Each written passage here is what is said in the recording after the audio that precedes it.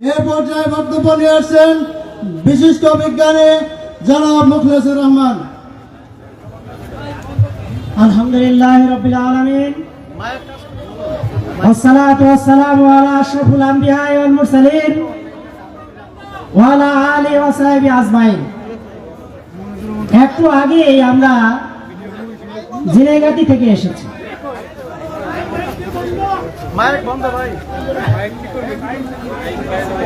আপনারা কি কথা শুনতে পাচ্ছেন? আচ্ছা, যারা শুনতে পাচ্ছেন না তারা হাত তুলেন। তার মানে সবাই শুনতে পাচ্ছেন। কথা বলছিলাম, একটু আগে আমরা জিনাইগাতি থেকে এসেছি। পাঁচজন শহীদের রক্তস্নাত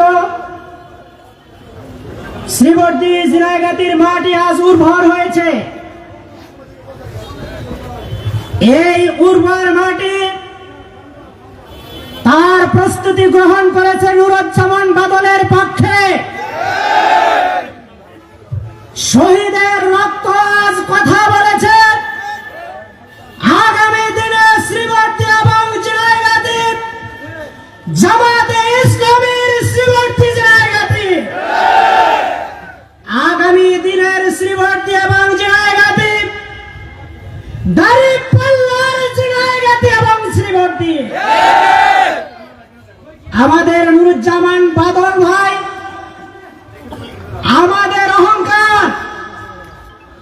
আমাদের নুরুজ্জামান বাদল ভাই আমাদের গৌরব। আমাদের গৌরবের পক্ষে আজ লক্ষ জনতা দাঁড়িয়েছে। জুলাই যুদ্ধগণ যারা আজ এখানে সমবেত হয়েছেন, আমার সালাম গ্রহণ করবেন। আসসালামু আলাইকুম ওয়া রাহমাতুল্লাহি তাআলা ওয়া বারাকাতুহু। প্রশ্ন হতে পারে, কেন বিলম্বে সালাম দিলাম?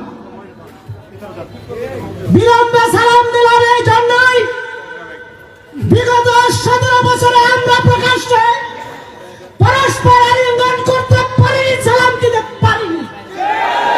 সেই বিলম্বের ধারাবাহিকতা এখনো আমাদের হৃদয় থেকে মুছে যায়নি।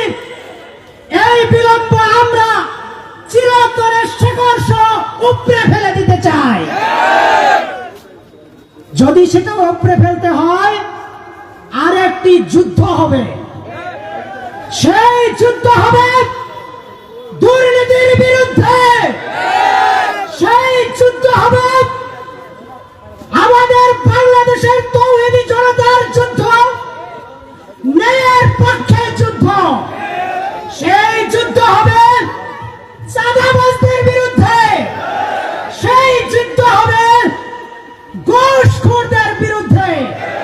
সেই যুদ্ধ হবে যারা কৃষক, শ্রমিক, মজুরের সন্তানদের চাকরির নিশ্চয়তা দিতে পারে না, তাদের বিরুদ্ধে। সেই লড়াইয়ের জন্য কি আপনারা রাজি আছেন? যদি রাজি থাকেন, আমাদের মধ্যমণি বাদল ভাইয়ের কোনো বিকল্প নাই। সেই আহ্বান রেখে সবাইকে সমবেত হয়ে আজকে বাদল ভাই আমাদের এখান থেকে যে দিক নির্দেশনা দিলেন, সেই দিক নির্দেশনাগুলো অক্ষরে অক্ষরে পালন করার উদাত্ত আহ্বান জানিয়ে আমার বক্তব্য এখানে শেষ করছি। বাংলাদেশ জিন্দাবাদ, জামাতে ইসলামী বাংলাদেশ জিন্দাবাদ, শ্রীবর্দী জিনাইগাতি তৌহিদি জনতা